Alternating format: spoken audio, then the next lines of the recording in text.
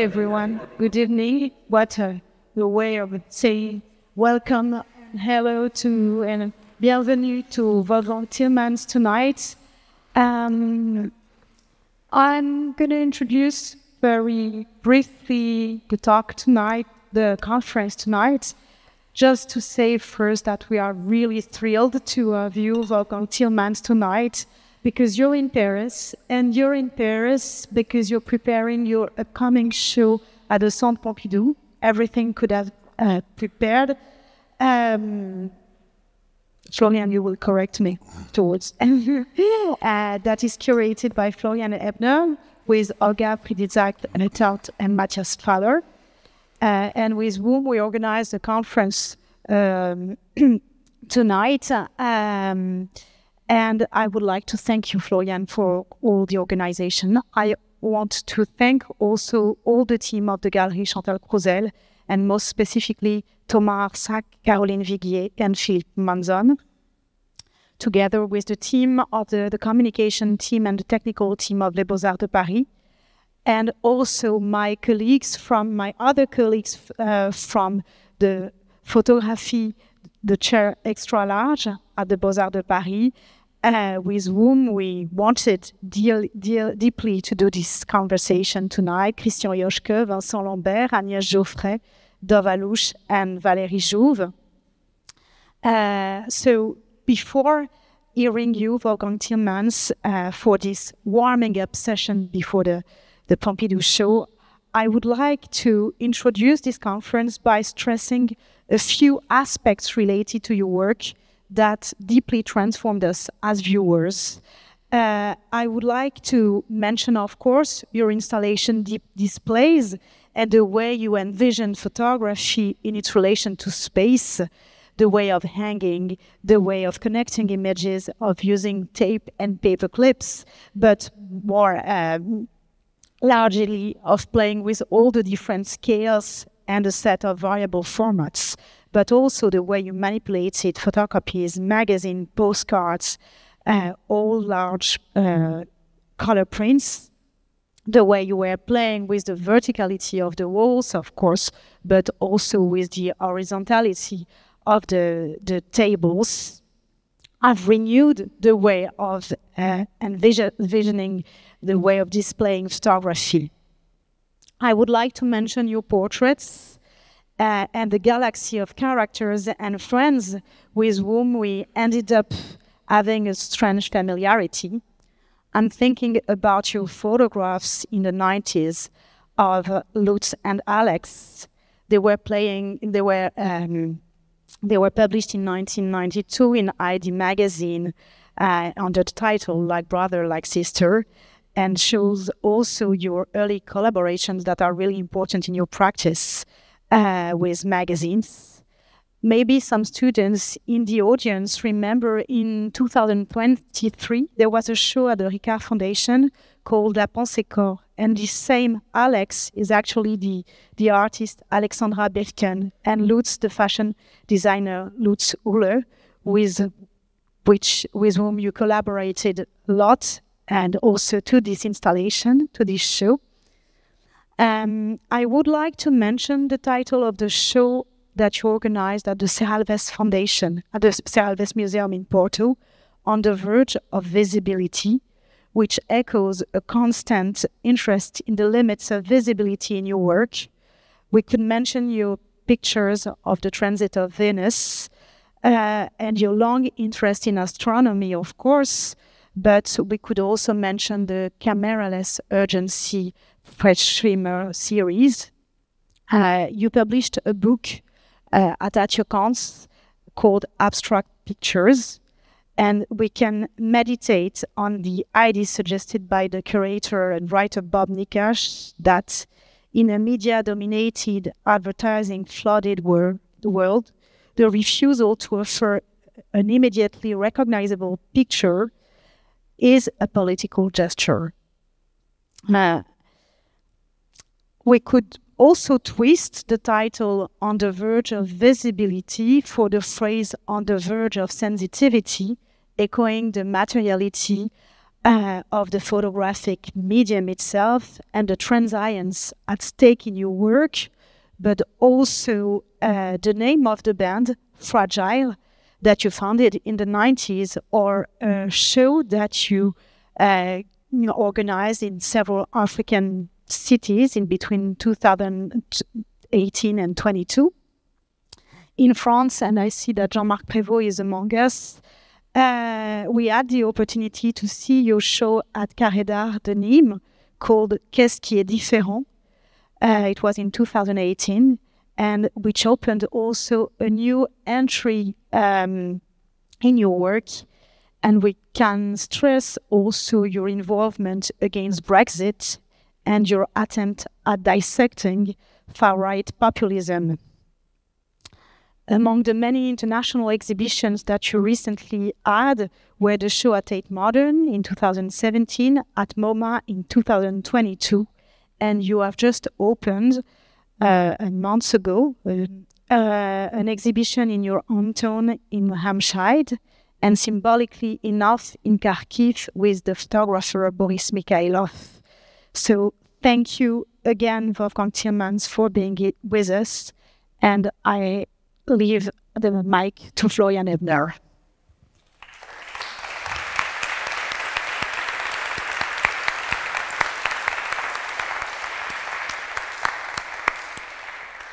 Many thanks, Audrey. Just a short note to give you a quick idea why we pushed the idea of a lecture here at the Amphithéâtre d'Honneur, at the Amphithéâtre des Loges aux Beaux-Arts de Paris. In her text for the MoMA catalogue, curator Roxana Makocci tries to define what is special about Wolfgang Tillmans' art. She uses the term wandering image, l'image itinérante, the wandering image which moves and performs across communication platforms. These platforms can include, as Audrey has already mentioned, an exhibition wall, the page of a magazine or a book, but also a projection room for a video, a poster, a t-shirt, a song, an Instagram post, and other text published by the artist. We are very happy that Wolfgang has accepted the platform that our president Laurent Lebon has offered him. This platform is no less than a whole plateau of the Centre Pompidou, the second floor, the site of the former Bibliothèque, publique d'information. And this exhibition will open under the banner, "Nothing could have prepared us, everything could have prepared us." Perhaps one could also add such a lecture tonight to the artists' communication platforms. I believe that the architectonical clash between these two platforms, the Amphithéâtre d'Honneur and the second floor of the Bibliothèque publique d'information, could not be greater. So this gives Wolfgang the right tension for warming up. Maybe just a word about the Amphithéâtre d'Honneur for Wolfgang as an information. So we're here in this Amphithéâtre d'Honneur facing de la Roche in this semicircular amphitheater. And we are playing with all the painters, with many painters. We have the Greeks at the center. We have many, many figures, many artists surrounding us. So it was also a nice setting to start the discussion tonight, to start your lecture tonight. Thank you.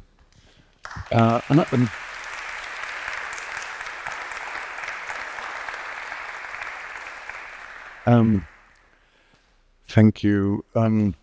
There's a certain fairness between you see me directly, but the others in Les Loges, they have a good sound and they have darkness, because I prepared a talk which includes 3 videos, and instead of cutting the video because it doesn't show nicely here and doesn't have nice sound here, I play it anyway because the others will hopefully enjoy it. It's called Regretitude, and it's from 2023, came out last year on my album Built From Here.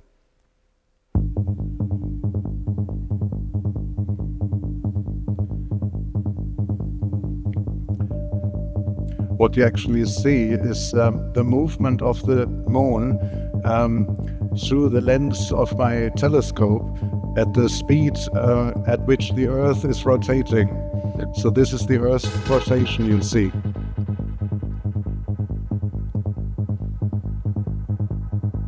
And that right. That up. Is it happen? Maybe that. What happened? Get the workers. And is the finalized. But it is not to the best of regret restitute the one for this. It is the finalized. In the movement of the in the workers, in the night, in the moment, in regret restitute in the moment. In regret, actually, which you keep back and it is sort of into that of the day of the normal ratification. But always, it is sort of the presence, the skeletons. That was a flash in my face. Helpless, hopeful, regretful.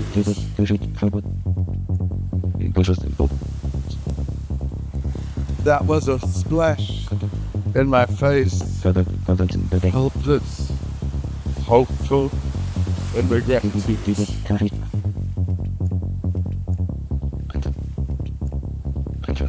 In the workers, and the finalized the moment of the regret restitute in what purpose it is the second debate. The moment of the happiness in the workers, in the innocent, in the moment, in regret restitute in the workers, it is perfect, it is also that it. In the moment, in regret restitute, that is trouble, and the visible to the they go so humbles with the happiness with the features and then better as it's saying we did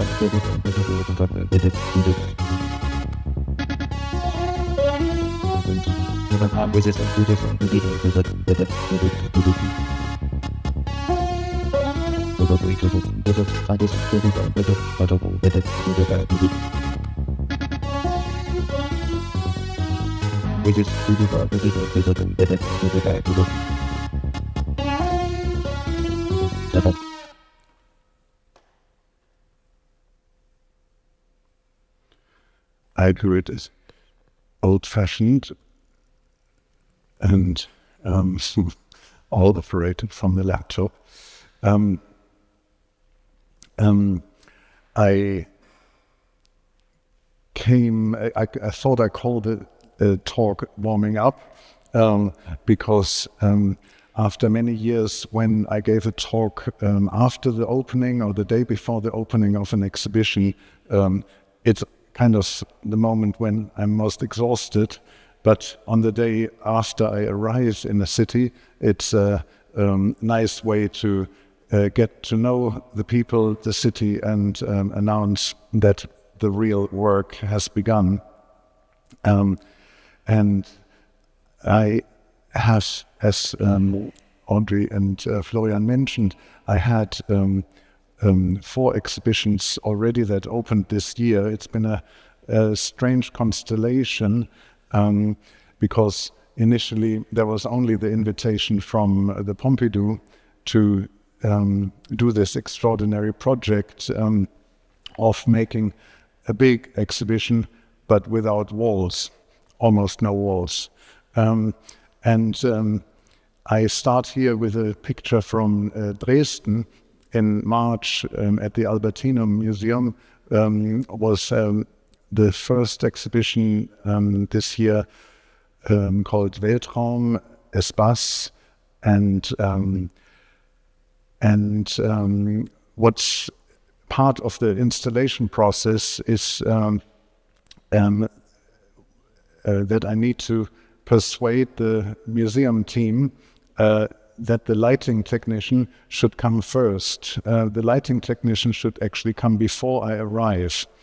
And that is just one of the many things that are different in my exhibitions than from other exhibition preparations, because the logic in a museum is that the lighting is done after all the works have been placed.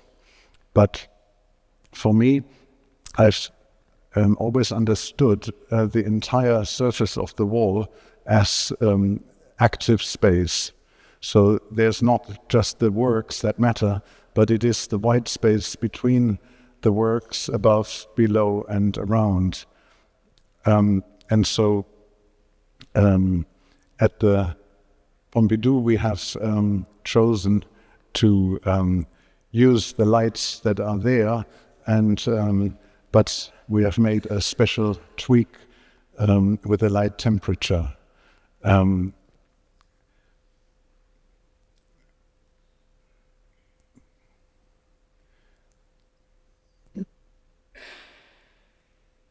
The Albertinum is an incredible museum, part of the collections of Saxony, and it's devoted to the 19th and 20th century. And the exhibition runs through the 29th of June.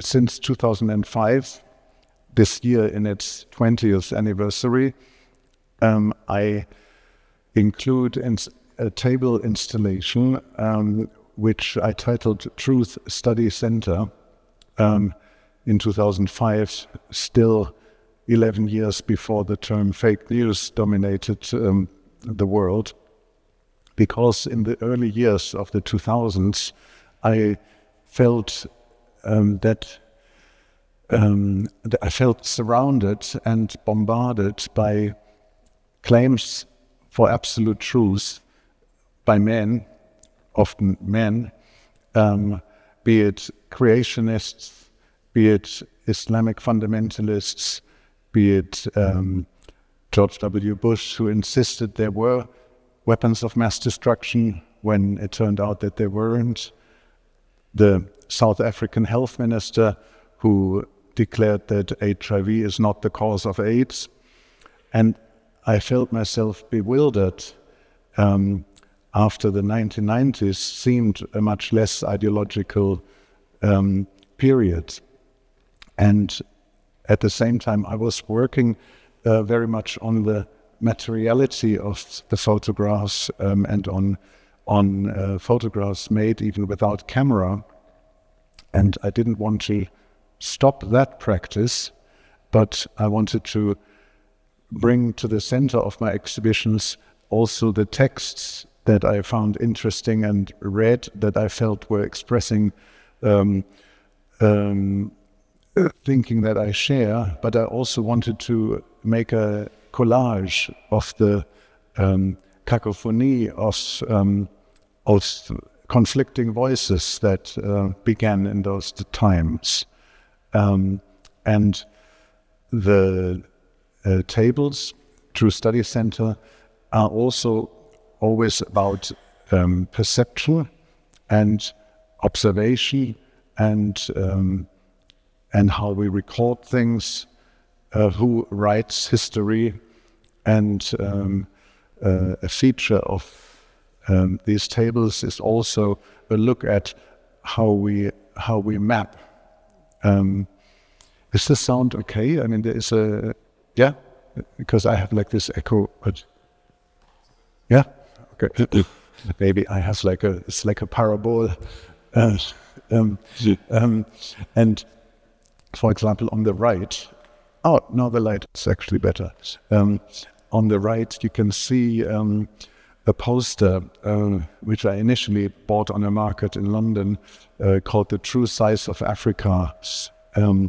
And because of the way that the globe, the sphere of the Earth, is being flattened onto a two-dimensional world map, it causes the northern regions and the most southern regions of the globe to appear very big and the equatorial regions very small.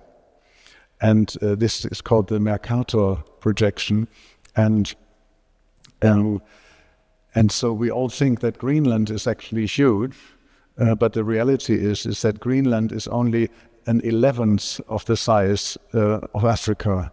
And that is, of course, something that has also, every school child has seen the North huge and as big as Africa or South America.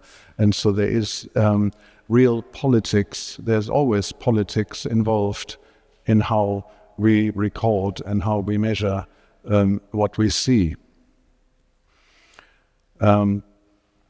Another exhibition became possible relatively short notice in Kharkiv, in the east of Ukraine, just 50 kilometers from the Russian border, a city that has no active cultural life because it's too dangerous to congregate like we are here today.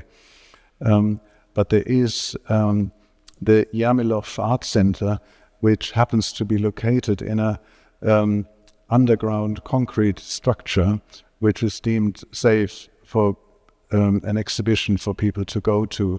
And Ribbon Foundation generously supported this project, and the curators, Masha Isalis and Tatiana, they asked Boris Mikhailov and myself if we wanted to do a two-person exhibition. And we had known each other for 30 years, but only initially peripherally, having met. We knew of each other 30 years ago because Kaspar Koenig put us after each other in Porticus. But anyway, we've always had a deep fondness for each other, but never worked together. And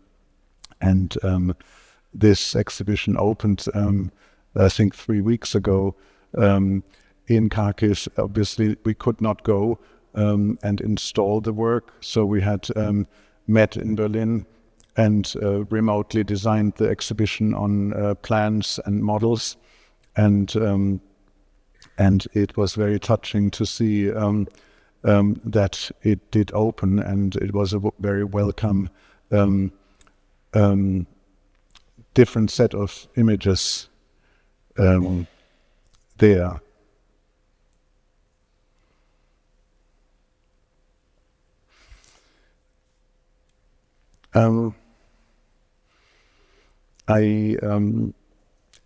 It's interesting, Audrey mentioned the title of my exhibition at Serralves in Porto, On the Verge of Visibility. And I had a little bit thought, because I prepare every talk especially anew, so it's not like a container I just pull out of the drawer. And for this I thought again that this talk should be about borders of visibility and about the interaction, the physicality of the plane two-dimensional and the three-dimensional. This is called Grey Jeans on Stair Post, and it's from 1991, when I was a student in Bournemouth, and I still see it as a key picture for me because it was a moment where I developed an understanding that photography is for me a great way, an economical way, to speak about three-dimensional situations, about sculptural moments.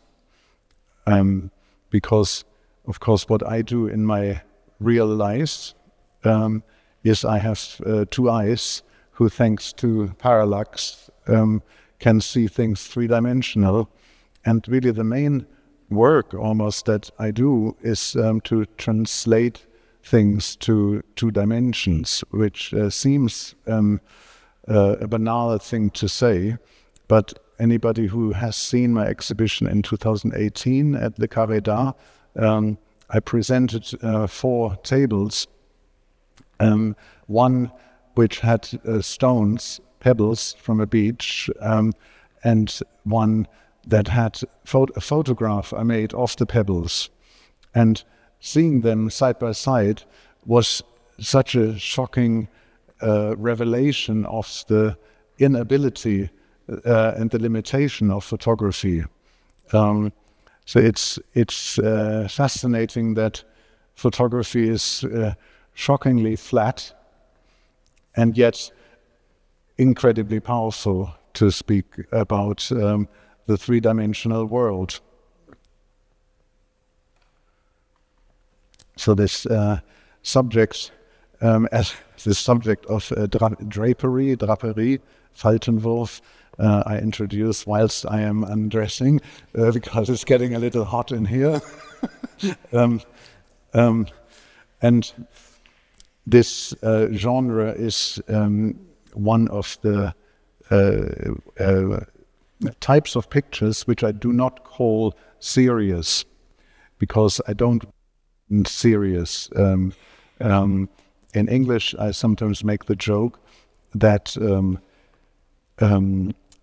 much photography is done and presented in serial manner, and as if serious are necessary to say that you are serious. For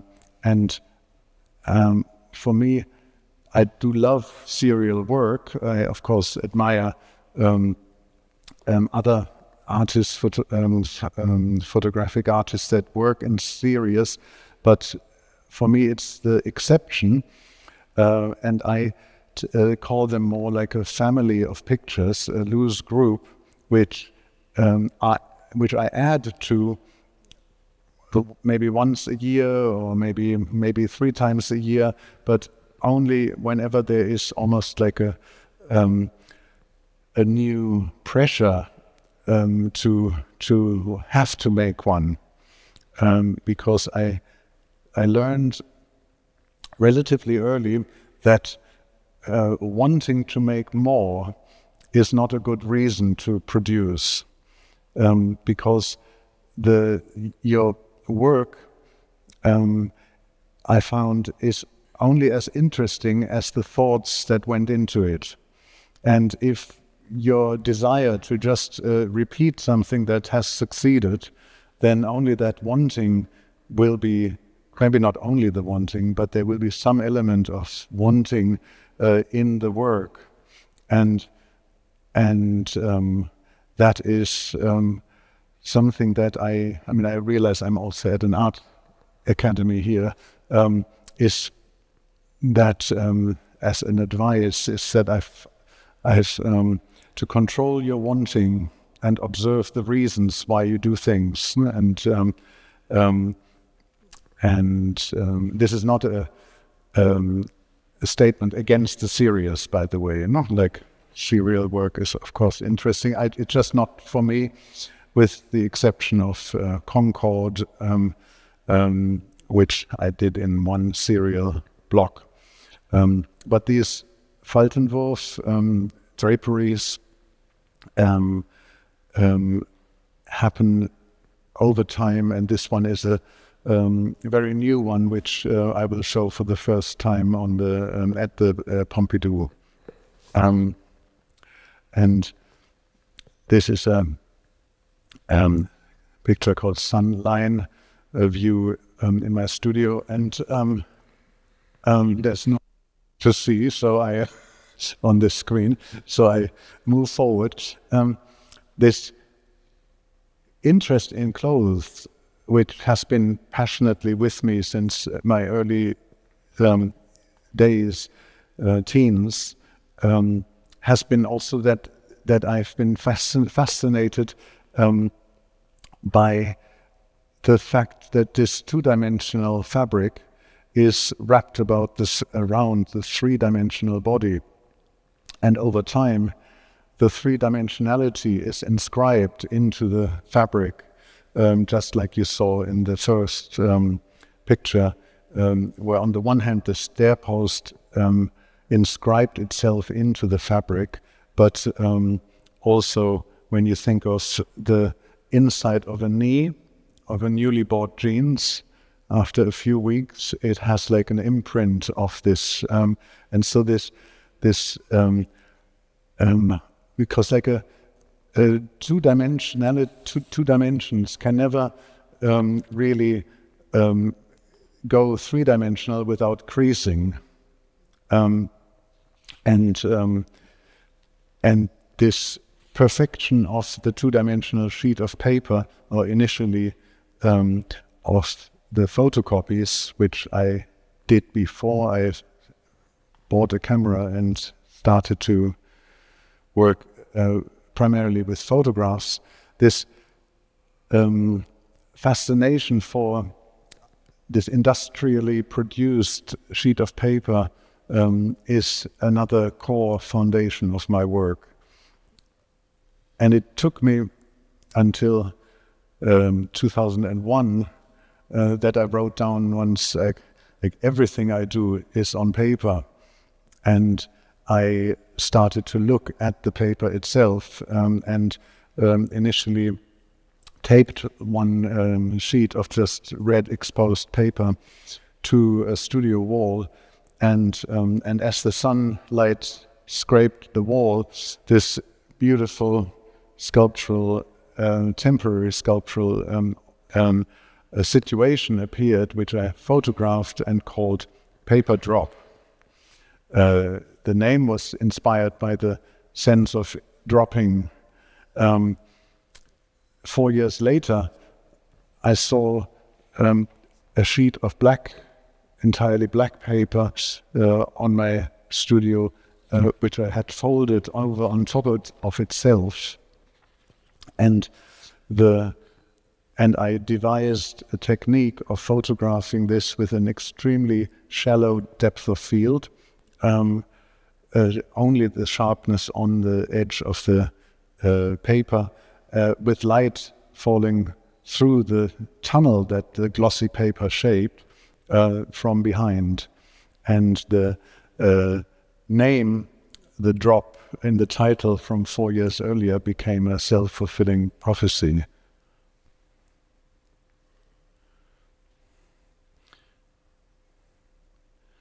And these I do also like in very irregular frequency, and will be a wall devoted to them at the Pompidou exhibition. A few years later, I started to actually fold paper in the darkroom, and after the processing. But the interesting thing here is that the three-dimensionality of the folded paper is depicting itself by the different angles, different intensity. The paper is recording the different intensity of light hitting the surface of the folded paper. These I call lighter, as in light and lighter, and but also because of a cigarette lighter. When I started them in the mid-2000s, there were these novelty lighters that had an LED diode in them, and they came in red, green, blue, and yellow, and they were the light sources that I used to mix the colors of these lighters. So each one was a prediction in the subtractive color circle. If I mix a little bit of red with a bit of blue, I hopefully get green, but it's a process of control and chance. And I found that writers or people directly use the word experiment for my non-figurative, non-camera work. And I always find that funny because, yes, there is definitely an experimental quality in this, but there is just as much experiment in a portrait or in a still life. It's just that you think you know what I do. But it's also why I never want to be filmed or photographed photographing, because the act of holding this apparatus in front of my eye does not tell you anything about what is actually going on.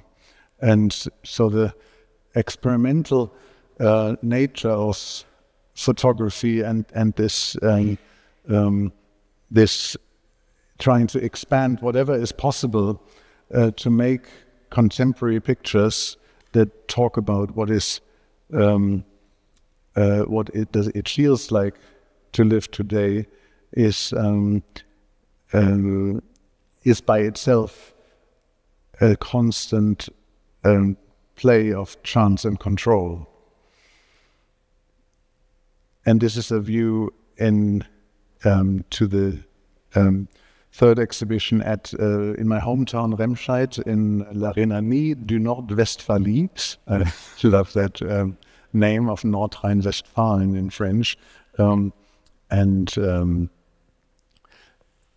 it is actually the third time I show there, but 25 years after the last, and it's worth a visit if you are in the Rhineland, Cologne, Düsseldorf.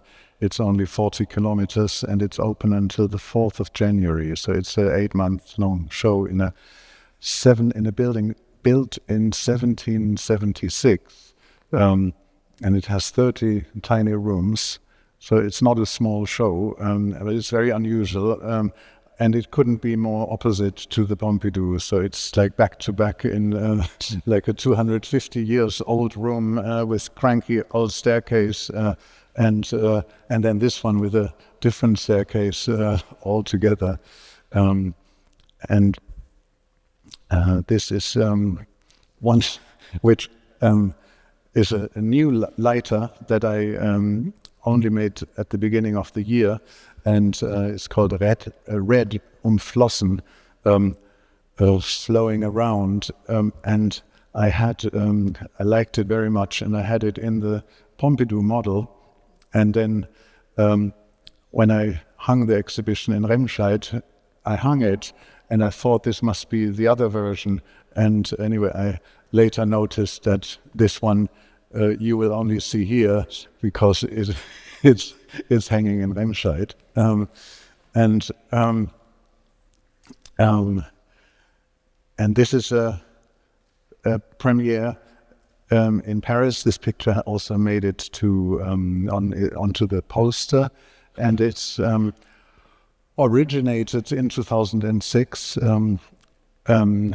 as part of this initial exploration of the paper drops, and but this is on a photocopier, and it's working with paper edges, and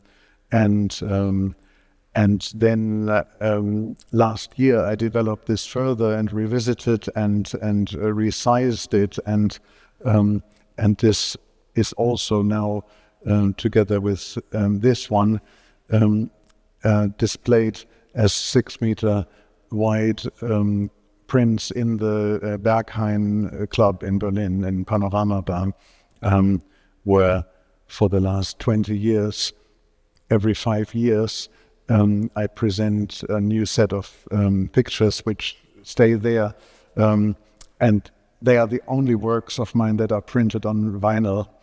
Everything else is, of course, paper, but a paper in a sweaty club is not a good idea.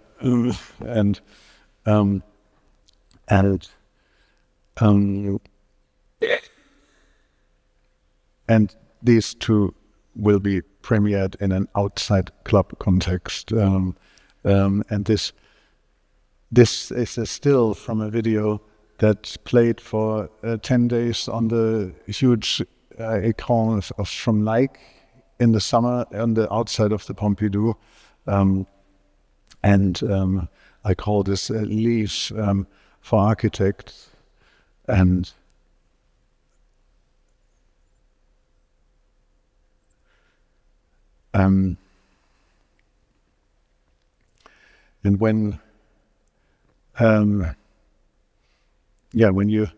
when you take a surface and it cannot bend just two ways, it moves this way, you'll get mountains, you get creases that become mountains, and so I have internalized this feeling for the two-dimensional and the three-dimensional, and how actually they don't want to go together. They can only go together by creasing, by the fold, and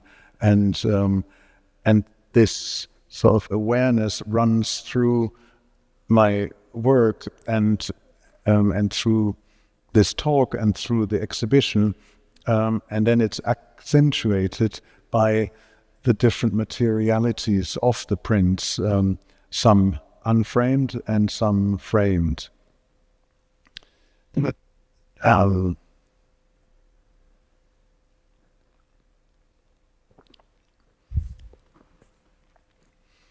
This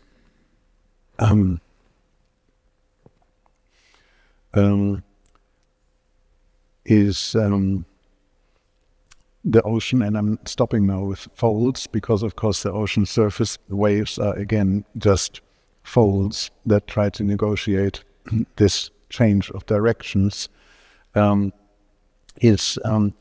call this work lunar landscape because it is the Atlantic Ocean, but it is illuminated by the moon, by the full moon, and because the full moon is reflecting sunlight onto us, and sunlight is white, and so in this full moon night, the light that is shining is actually reflected white sunlight, and this is a color photograph.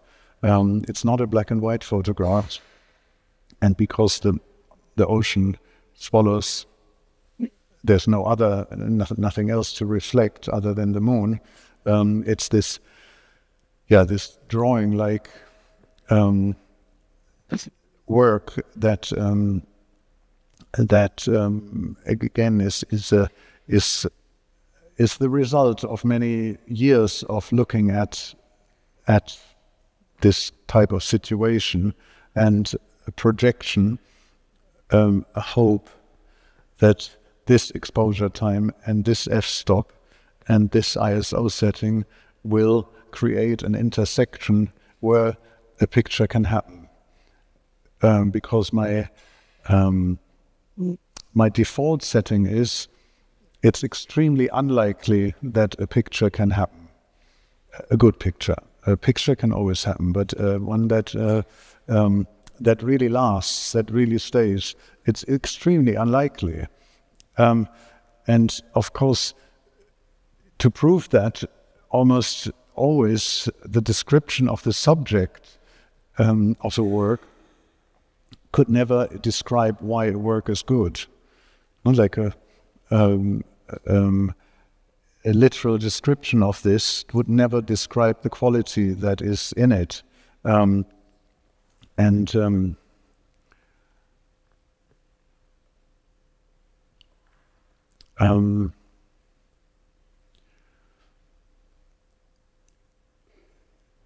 This is a picture from 1993, 32 years ago. My brother worked for Lufthansa, and because of that, I was able to go on a cheap trip with him to Hong Kong. This is the Macau-Chinese border, and it's an ongoing interest of mine, a fascination, borders, be it in the photocopy works or in the distributions of color in the lighter works, or the arbitrarily drawn lines in land that humans do to mark the distinction between two countries or territories. And of course, borders have an enormous banality, even though on the other hand they are, of course, extremely meaningful and powerful.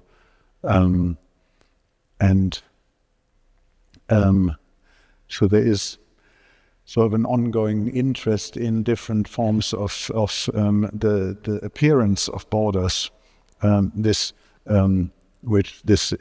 Shows this kind of ballet-like performance that we do, undressing our shoes, taking our shoes off, and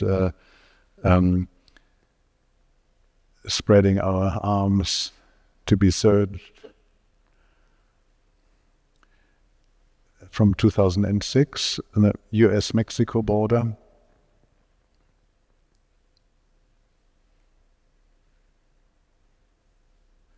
2009, Gaza wall,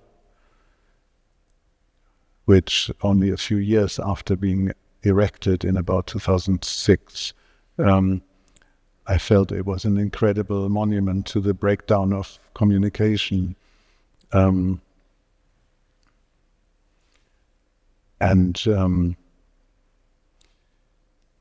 Words always play a role in this, defining who we are. And in the UK, until really quite recently, passports other than UK and Europe were just considered the rest of world.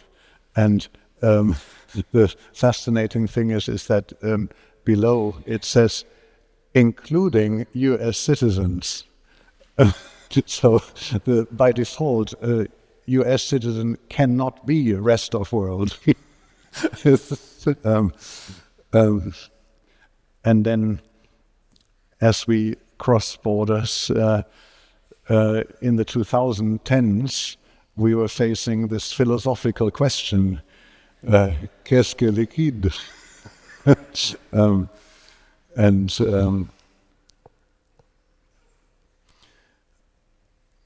And this a piece from 2015 called "The State We're In," which at that time I felt a brewing tension politically, even though it wasn't named yet. On the one hand, there was the Syrian refugee crisis. There were all sorts going on, but it was a year before populism, before Trump happened, before Brexit happened, and but I felt this ocean brimming with energy, but not erupting, but about to erupt, was an apt description of the state I felt we were in.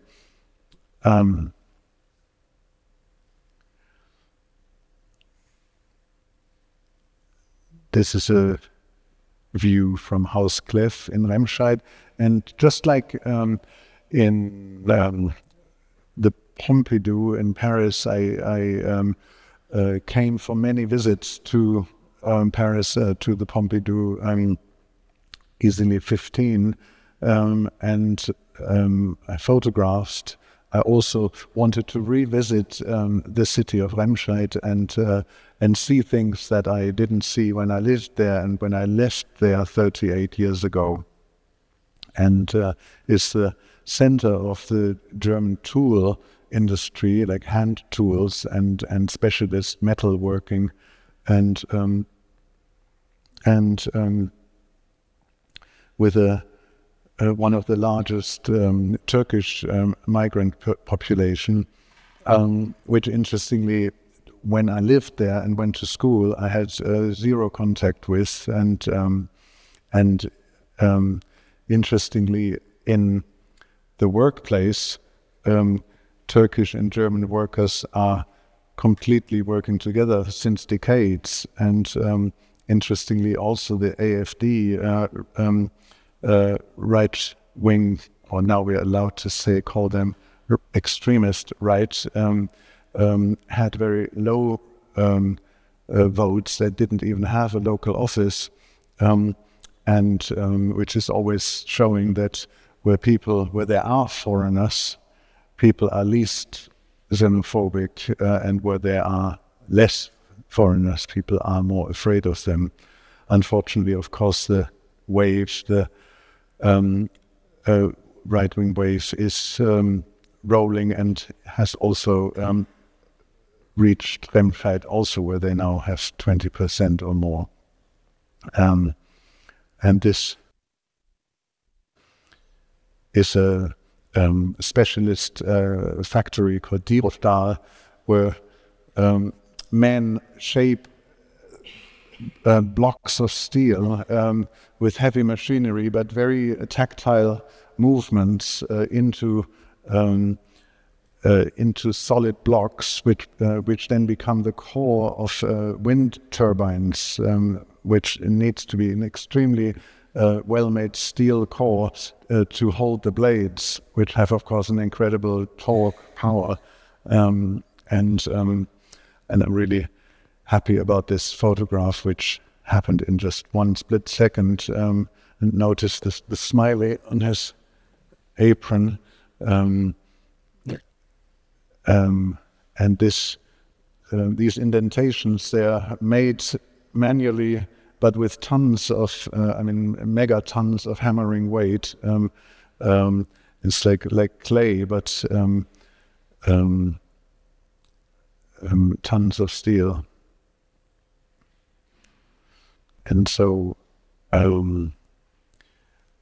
but I didn't, these pictures in the end only made 2 rooms or 3 rooms of 30. So I didn't want to show Remscheid. And this, these are the 2 posters, but interestingly, the Pompidou have developed a new typeface, which is the first time that they have their own typeface. And of course, they didn't share it with me. So this visualization is not the real typeface. This is just Helvetica, which is probably what I would have chosen anyway. But it's, because half of my print products are with Helvetica and the other are with Garamond. But anyway, these are the posters, versions of them, and the title came to me in 2023, so about 2 years ago, and I in English, and it really came from this notion of that I'm interested in, where do developments come from? What was there before I noticed it? Could I have seen this if I had observed more carefully? And so it's like it's very practical. It's a quagmire that we carry in ourselves every day in our lives. To want to know, and the inability to know everything, and then on the other hand, you could know. And of course, in this current political climate, it is picking up a note that I, on the one hand, had a sense of, but obviously could not have known 2 years ago.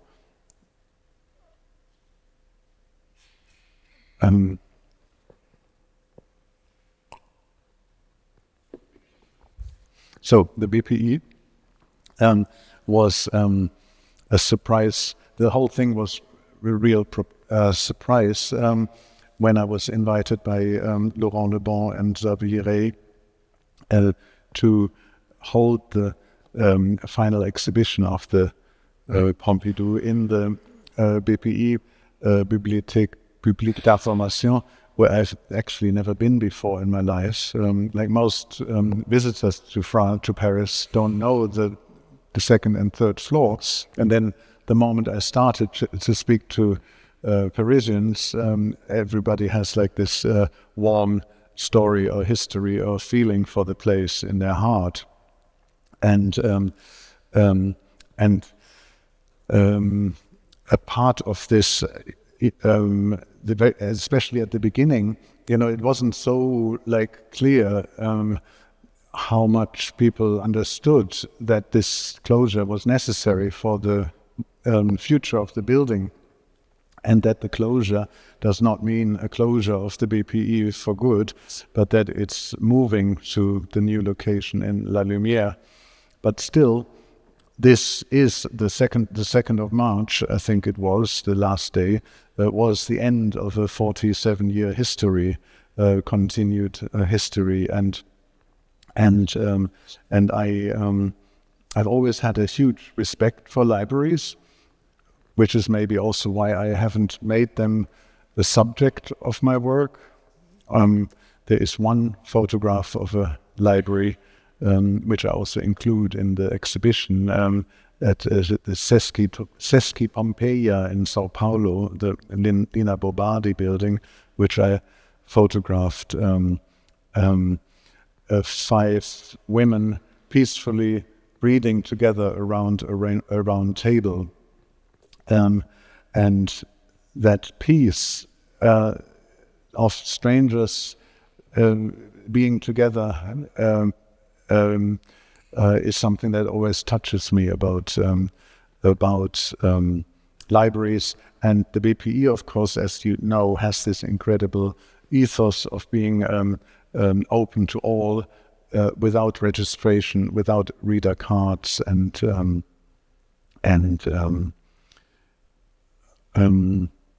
without asking why or what are you doing. And so this was the offer of Laurent Lebon. I love your work, your photography. Have a show here. I give you carte blanche. Yes, I mean, and of course the fascination for them, Laurent Xavier, was that this is the only floor that is, together with parts of the 3rd floor, how Renzo Piano and Richard Rogers had originally planned the entire Pompidou.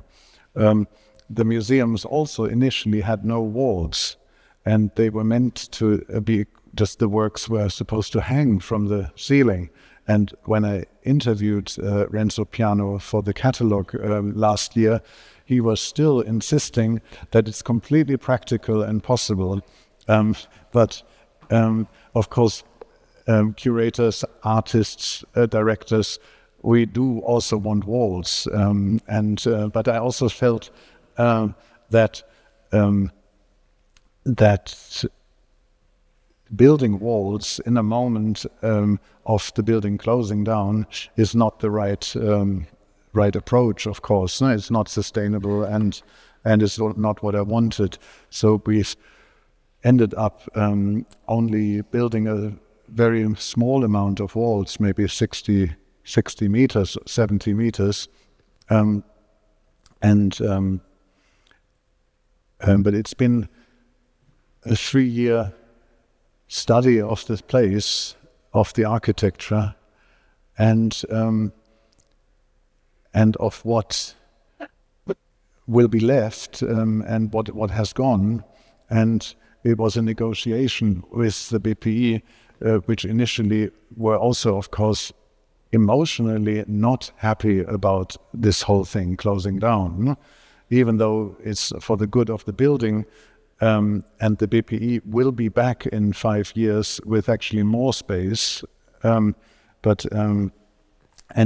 so they moved, and it was an intense negotiation over the last year in particular, which elements of furniture I could keep in order to modify them into displays.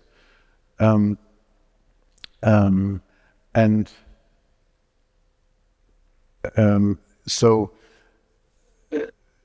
we developed a vocabulary of some of the tables, 3 types, and turned them into vitrines of different depth, and we could convince some of the some of the BPE directors to part or borrow to us some of the shelves. And so it was an incredible journey that was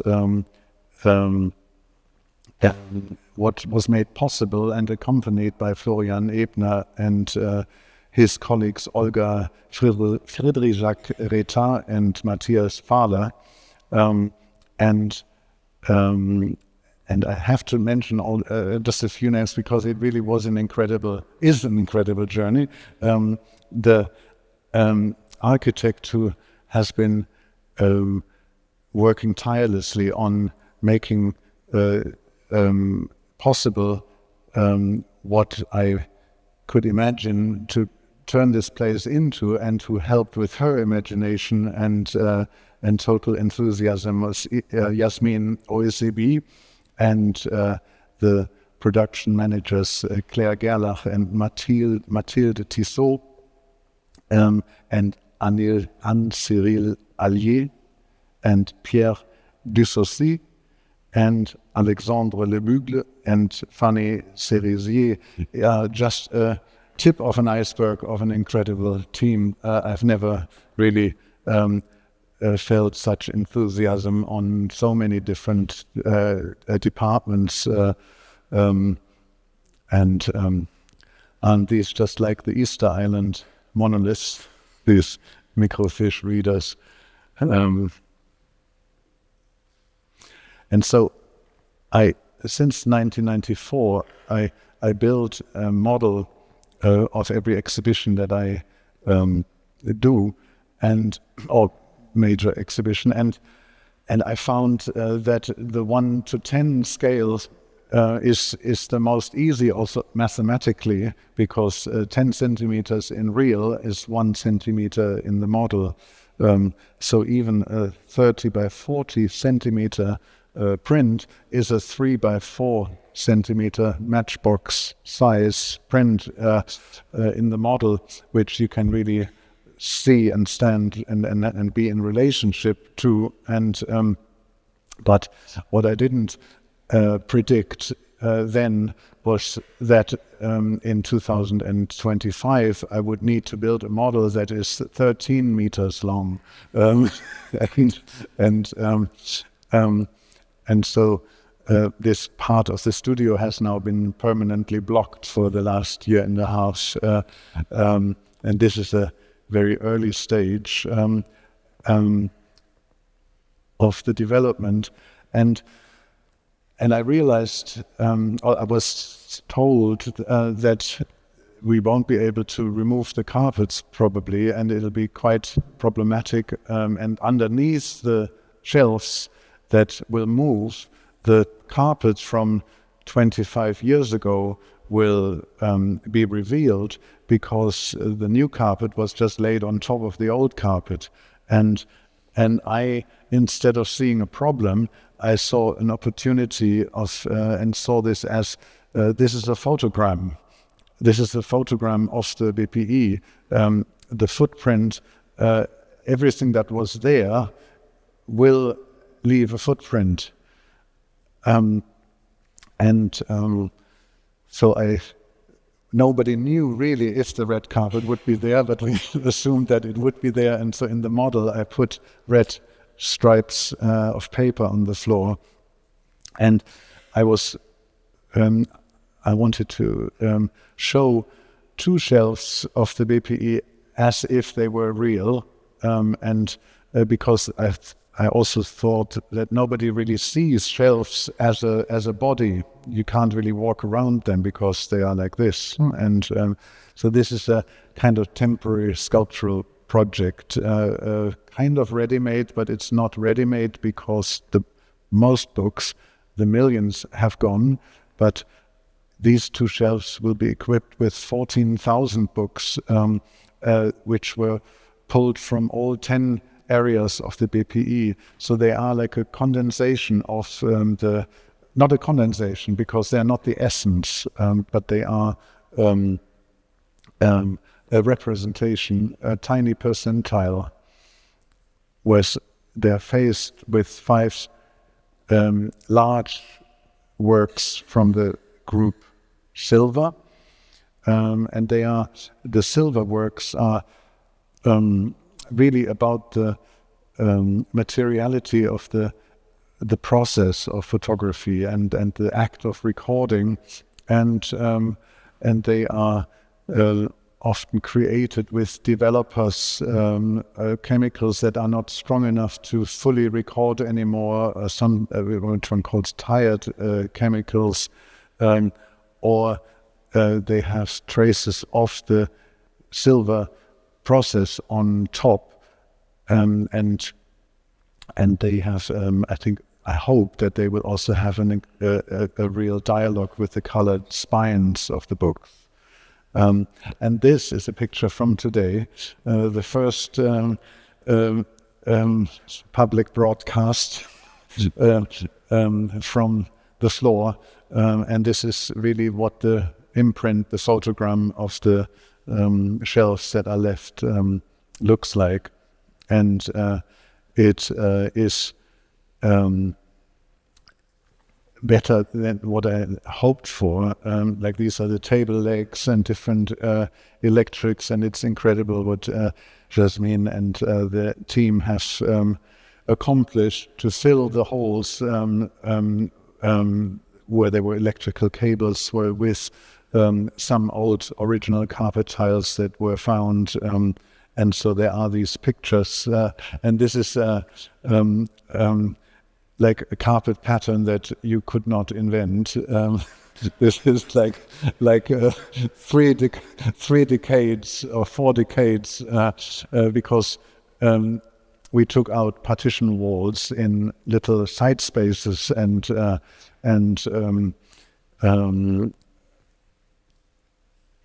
anyway, like I'm a little aware of time. These tables, anyway, I haven't even started to say that I love books. I have made, so that was also an inspired choice I felt, because I have to ask me, because I really have been working with newspapers, with paper, with books all my artistic life, and one table, for example, will be devoted to show every page of the Concord book from 1997. This is something that's normally not possible, to see every page of a book open, because in this case, with 128 pages, you do need 66 copies of the actual book, and which I fortunately had bunkered and kept, and here now it is this book work, and the photocopier is in my life still, and this is a recent work, which I don't know if one can say, is it the cover? Huh? Yes, so this will be the cover of the English version of the catalogue, a first also, anyway, and this is the French version cover. And I mean, the building is incredible, and people, I mean, whoever you talk to, no, it's interesting that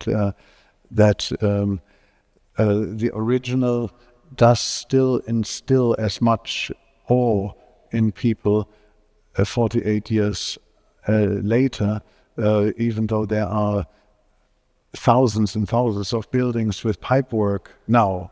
You know, every trade fair looks like this. But this one, you are not annoyed with. You know, like this one, you feel the spirit that was behind making it, and of course, you can feel the incredible beauty of the mechanics that hold this up. Like this tower of office paper in Addis Abeba.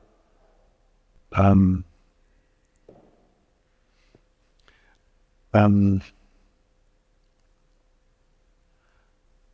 just feel like I've been talking non-stop, and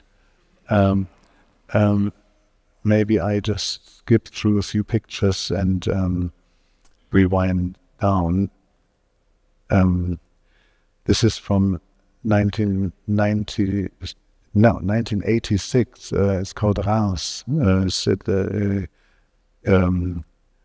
photocopy I made in 1987 of a photograph I made there during a language trip, and the sun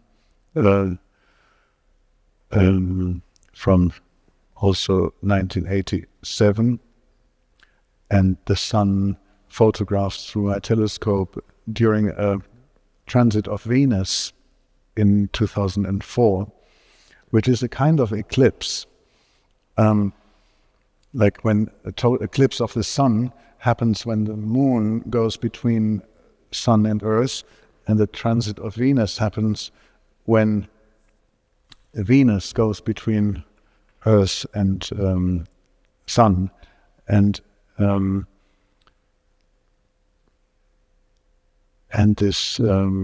I wanted to show you something. I made a film in 2015 of an eclipse, of a total eclipse of the sun on the Faroe Islands, which you can see at the bottom of just above Britain. And I was curious if one could film the decrease in light intensity, if one could film the shadow of the moon arrive. And here you see a visualization from the NASA website, how this little shadow of the moon is moving over the Earth's surface at a speed of about 1,000 kilometers an hour. And so this shadow comes over you when you're in an eclipse zone. And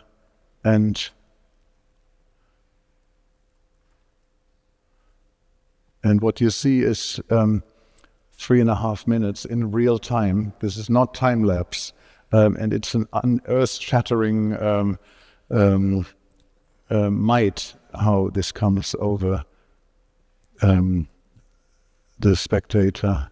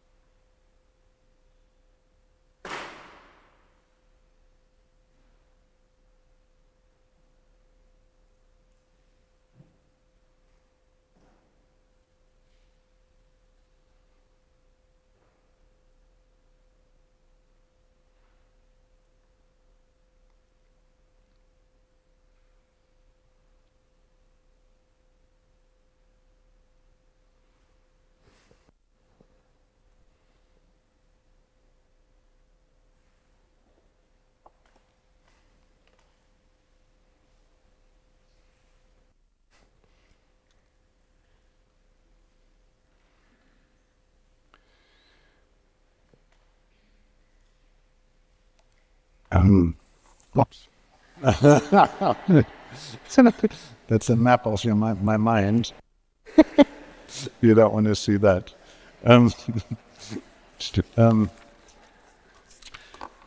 It's also slowly getting dark here. This is, by the way, from premiere as well. After 40 years after I made this photograph in Reims, I show it for the first time,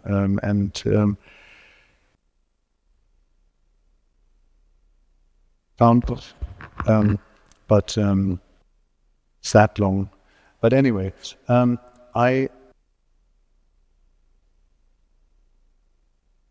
in 2017, I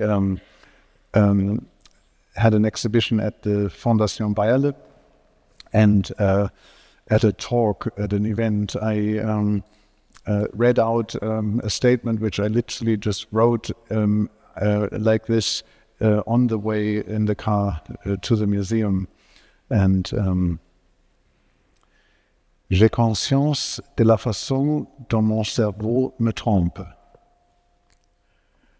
Je pensais avoir dit quelque chose, mais ce n'était pas le cas. Je pensais avoir vu quelque chose, mais ce n'était pas le cas. Je croyais que tu disais ceci, mais en réalité, tu disais cela. Les yeux sont des instruments optiques. Ils ne prennent pas parti. Ils projettent de la lumière qui atteint la rétine à travers leur cristallin. Observez ce que je veux voir. Que vois-je réellement? Que vois-je et qu'est-ce que je veux voir?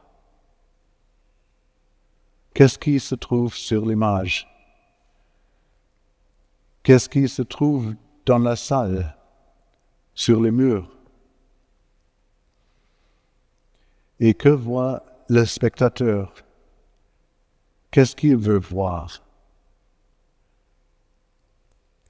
Quel rôle joue-t-il dans la complétion de l'image? Cela ressemble à une erreur, une exception. Mais différentes personnes voient différentes choses dans la même image. Je fais le surpris, mais au fond, je devrais voir ça comme normal. Et ensuite, en discuter. Nous devons discuter du fait que les humains semblent fonctionner ainsi. Pas les points de vue et les enregistrements contradictoires, mais discutons exactement de ce fait que des humains semblables et similaires en viennent et des conclusions si diverses. Pour cela, nous avons besoin d'humilité. Le progrès ne peut fonctionner que si je commence à accepter que tous les humains sont nés égaux. Si je commence à observer comment j'observe. Je dois observer, pas seulement parler et crier. Une observation prudente, ouverte au changement de mon point de vue si les résultats se départent de mon opinion préconçue. Accepter les preuves, c'est de cela qu'il s'agit dans mon travail. And I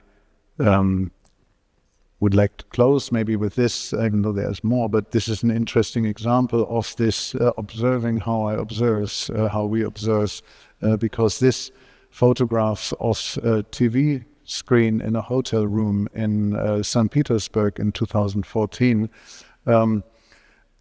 was created through a moment of technological overlap of, on the one hand, an old non-signal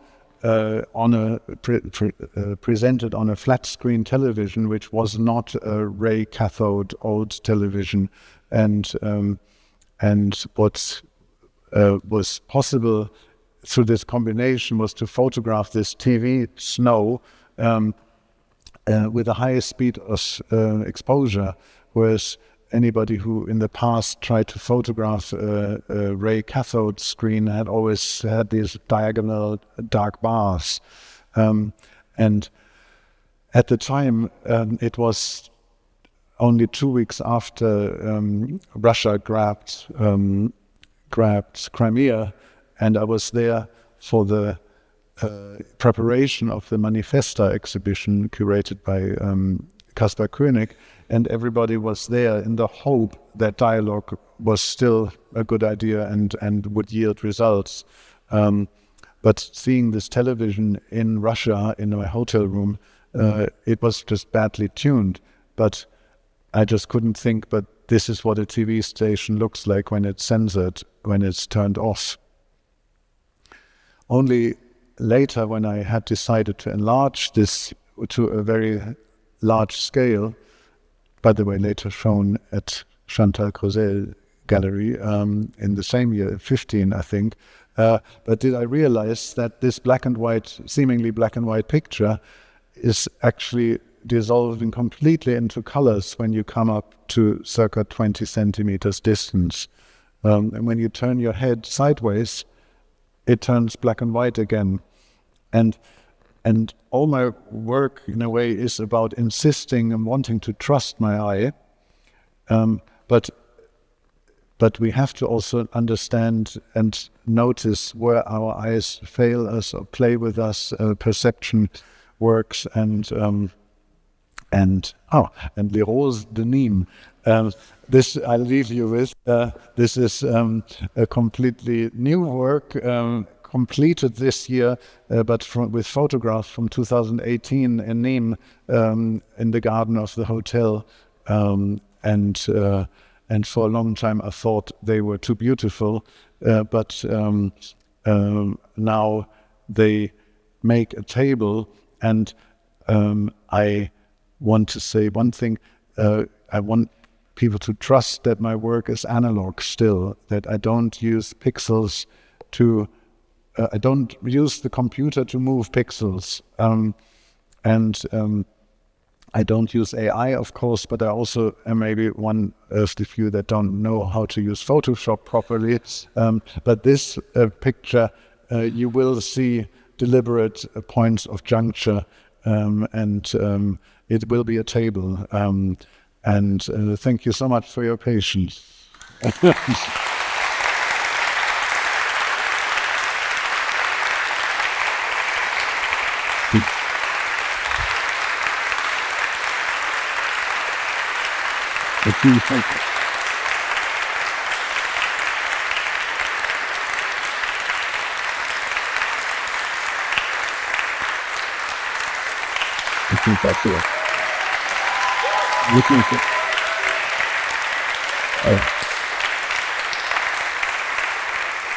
I'll just do two things.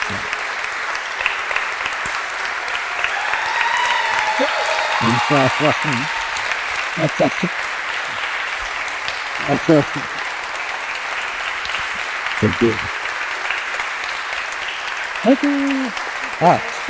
What? We skip the questions time usually. Is there still air in the room? Or Thank you so much for this. I don't think. I think we are.